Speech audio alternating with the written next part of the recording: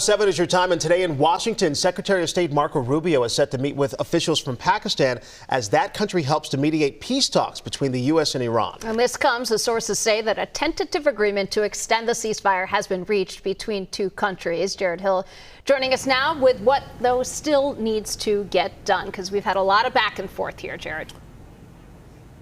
That's right, Heather and AJ. So this is still not a done deal, but the Strait of Hormuz is playing a pretty big role in this tentative ceasefire extension. Iran would remove mines, the U.S. would end its blockade, and there are a couple of other sticking points. Today, possible progress in the war with Iran.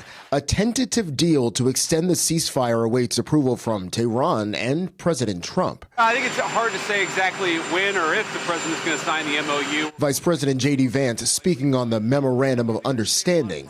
It would stretch the ceasefire for another 60 days while the two countries kickstart new talks over Iran's nuclear program and its stockpile of enriched uranium. Even if you come to an agreement on, let's say, destroying the enriched stockpile, how do you do it? When do you do it? How do you actually get access to it? We're not there yet, but we're very close. A major sticking point, reopening the Strait of Hormuz. Iran reportedly fired on multiple ships that were attempting to cross the critical waterway this week.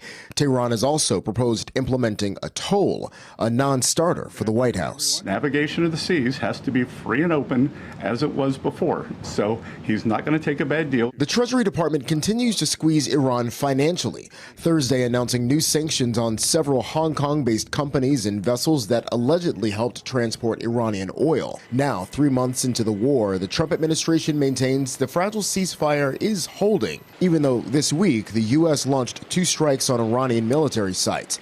Iran says it targeted an American base in retaliation, though there are no reports that a U.S. base was actually hit. The Pentagon said Kuwait had successfully intercepted an Iranian missile Thursday.